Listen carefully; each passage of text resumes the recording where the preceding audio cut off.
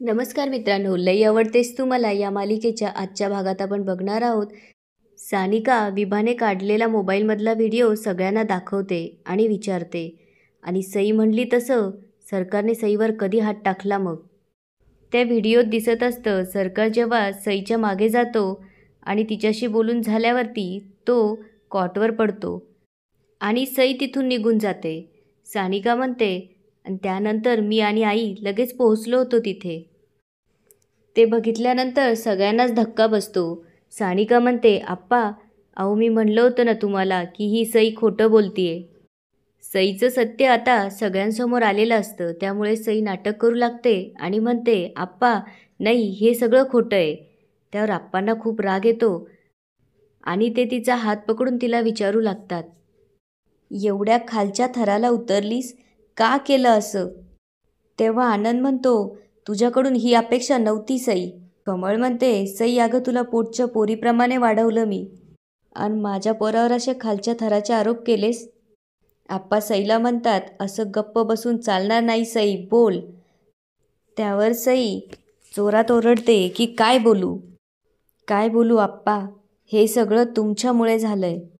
आणि ती सरकारजवळ जाऊन म्हणू लागते, एकतर लहानपणापासून या सरकारसंग लग्न करायची स्वप्न दाखवलेत तुम्ही, आणि त्याच्यासंग माझी सुपारी बी फोडली, आणि एक दिवस ह्योच सरकार दुसऱ्याच कुठल्या पोरीला घरात घेऊन येतोय, आणि तुम्ही सगळं इसरून या दोघांना माफ केलं आप्पा, आणि या दोघांना स्वीकारलं. त्यावेळेस तुम्ही विचार केला का की माझं काय झालं असेल तेव्हा?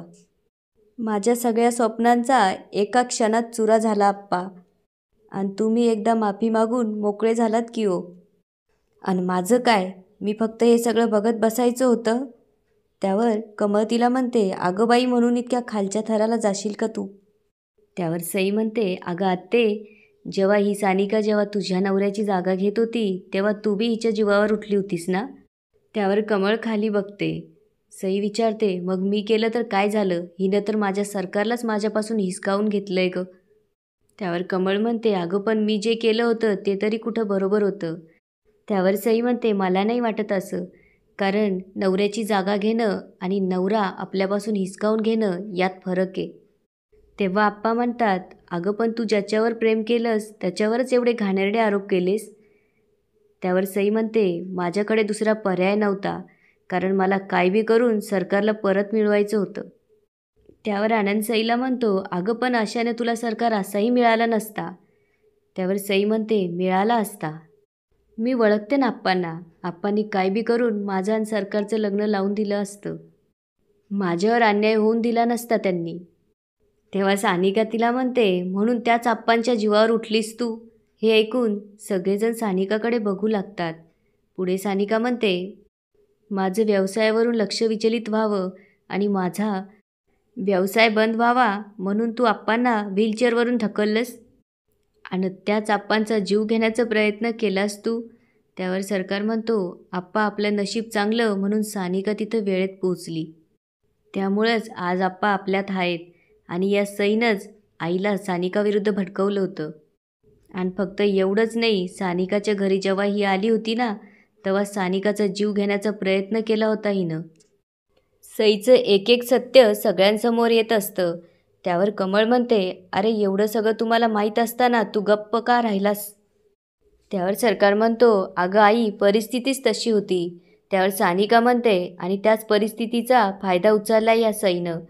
कमळला खूप राग येतो आणि ती त्याच्याजवळ जाऊन म्हणू लागते, ही असली पोरगी जी माझ्या नवऱ्याच्या जीवावर उठली आणि माझ्या पोरावर घाणेरडे आरोप करती, ती आपल्या घरातच नको. तेव्हा मिनल तिथं येते आणि म्हणते, हे माझ्या नवऱ्याचं घर आहे, तेव्हा सईला इथून कोण काढतं बघतेस मी. त्यावर आनंद म्हणतो, मिनल, अगं एवढं सगळं होऊनसुद्धा तू हिची बाजू घेतीयस?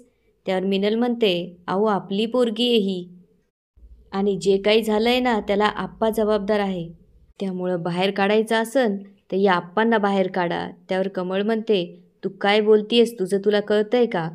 त्यावर मिनल म्हणते, काय चुकीचं बोलतीये मी? आणि ती म्हणते, हिने जे काही केलं त्यामागं कारण आहे. त्यावर सानिका म्हणते, कारण जरी असलं तरी चुकीला शिक्षा असतेच ना मामी. तेव्हा सरकार म्हणतो, आप्पा, सई जर आपल्या घरात राहिली ना तर आपल्या घराला कधीच शांतता लागणार नाही. हिला आत्ताच्या आत्ता या घराबाहेर काढा आप्पा. त्यावर मिनल म्हणती, असा विचार जरी केला तर अख्खं घर पेटवीन मी. आणि ती आनंदसमोर जाऊन उभी राहते आणि म्हणते, अहो तुम्ही तरी काहीतरी बोला. त्यावर आनंद म्हणतो, काय बोलू मी?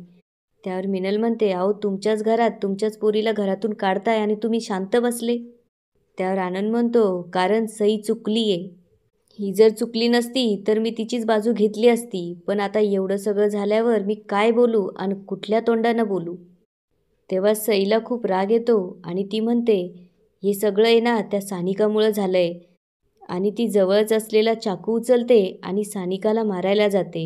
सरकार तिला अडवतो, पण सरकारलाही ती ढकलून देते आणि सानिकाजवळ जाते तेव्हा आप्पा तिच्याजवळ येऊन तिच्या हातातला चाकू घेतात आणि सईला ढकलतात. सगळेजण खूप घाबरलेले असतात आणि म्हणतात, लांब राहायचं या दोघांपासनं. कमळ सईला म्हणते, सई अगं लहानपणापासून तुझ्यावर जीवापाड प्रेम केलं मी. आता मला तुझ्यावर हात उचलायला लावू नकोस. जरा जरी लाज असेल ना तुला तर आम्ही हाकलून द्यायच्या आत इथून चालती हो, निघ. आप्पा आनंदला आवाज देऊन म्हणतात, आनंद उद्या गुढीपाडवा आहे. त्यामुळे ठरल्याप्रमाणे सानिका आणि सरकारचं लग्न होईल. पण सई मला या घरात नकोय. हे ऐकून सई घरात निघून जाते आणि मिनलही तिच्या मागे जाते. आनंद सरकार आणि सानिकासमोर हात जोडून म्हणू लागतो, माफी तरी कशी आणि कुठल्या तोंडाने मागावा तेच समजत नाहीये. त्यावर सरकार त्याचे हात पकडून म्हणतो, मामा अरे त्यात तुझी काय चूक आहे? सानिका म्हणते, मामा तुम्ही तुमच्या जागेवर बरोबर होतात. कुठल्याही बापाने हेच केलं असतं. त्यावर आनंद म्हणतो, लई मोठं मन आहे तुमचं. आणि तुमच्याशी माझी पोरगी अशी वागली याची मला लाज वाटते असं म्हणून तो घरात जातो आणि मिनलला म्हणू लागतो, मिनल तुला कळत कसं नाही आहे? तू तुझ्या पोरीच्या प्रेमात आंधळी झाली. त्यावर मिनल म्हणते, मी नाही, तुम्ही तुमच्या बहिणीच्या प्रेमात आंधळे झालात. आणि मिनल सईजवळ जाऊन म्हणते, अहो बघा हिच्याकडं, तुमच्याच पोटची पोरगी व ही सरकारच्या प्रेमापायी जीव द्यायला बी निघाली होती. त्यावर आनंद म्हणतो, हिचं प्रेम विकृत प्रेम आहे, कळत कसं नाही तुला? आणि तो म्हणतो, आता तर मला हिचा बाप म्हणून घ्यायला बी लाज वाटायला लागली. आणि तो मिनलला म्हणतो, तू सईला काही दिवस माहेरी घेऊन निघून जा, हेच सईसाठी चांगलं राहील. सई आनंदला विचारू लागते, तुम्ही बी मला घरातून बाहेर काढताय का? हे ऐकून आनंदला खूप वाईट वाटत असतं आणि तो म्हणतो, इथं सगळं शांत होऊ दे, तुझं डोकं बी शांत होईल तेव्हा तू ये. मिनल सईला म्हणत असते, अगं आता तरी त्या सरकारमधनं बाहेर पड, त्याच्यामुळं तुझ्या आयुष्याची वाट लागली आहे. आणि तोच म्हटला की या सईला घरातून काढा. त्यावर सई म्हणते, नाही, सरकार तसा नाही आहे, सानिकाने त्याच्यावर काहीतरी जादू केली आहे म्हणून तो असा म्हणला. त्यावर मिनल म्हणते, तुम्ही म्हटलात ते खरं आहे, खरंच सईला इथून घेऊन जायची गरज आहे, आम्ही जातो. तयारी करून आनंद, सई आणि मिनल बाहेर येतात. आनंद म्हणतो, मी यांना एस टीमध्ये बसवून येतो. पण कोणीही त्यांच्याकडे बघत नसतं. पण एवढं होऊनही सई मात्र सानिकाकडे रागात बघत तिथून निघून जाते. आप्पा म्हणत असतात, विश्वास अविश्वास सगळ्यांचाच बाजार उठला आहे. आपल्याच घरात आपल्यासमोर लहानशी मोठी झालेली सई, आपण संस्कार केले होते तिच्यावर, ती असं वागन असं वाटलं नव्हतं. त्यावर कमळ म्हणते, मग आपला सरकार असं वागन असं वाटलं होतं का? आणि ही सानिका जीव तोडून तुम्हाला सांगत होती की आपला सरकार निर्दोष आहे, तेव्हा ठेवला का तुम्ही तिच्यावर विश्वास? त्यावर सरकार म्हणतो, आई अगं आप्पांची काय चूक आहे त्याच्यात? त्यांना कुठं माहीत होतं की सई खोटं बोलतीये म्हणून? त्यावर आप्पा म्हणतात, अरे सरकार, कशाच्या आधारावर तू माझी बाजू घेतोयस? तुला मी कॉलर धरून फरफटत आणलं होतं, पोलिसात देणार होतो मी तुला. तेव्हा सरकार म्हणतो, आप्पा तेव्हा तुम्ही मला तुमचा मुलगा म्हणून नाही तर आरोपी म्हणून माझ्याकडं बघत होतात. याचा मला अभिमानच आहे. तुमच्या पोराकडनं जरी चूक झाली तरी तुम्ही वेगळा न्याय नाही केला. त्यावर आप्पा म्हणतात, आनंद बरोबर म्हणत होता, खरंच लई मोठं मन आहे तुमचं. अन आप्पा हात जोडून सरकारची माफी मागू लागतात. त्यावर सरकार म्हणतो, आप्पा पुन्हा असं कधीच करायचं नाही. आणि ते दोघं एकमेकांना मिठी मारतात. त्यावर कमळ म्हणते, आता ही मिठी कधीच सुटायची नाही. याच ठिकाणी आजचा एपिसोड संपतो. आता पुढे काय होणार ते बघूया उद्याच्या एपिसोडमध्ये. धन्यवाद.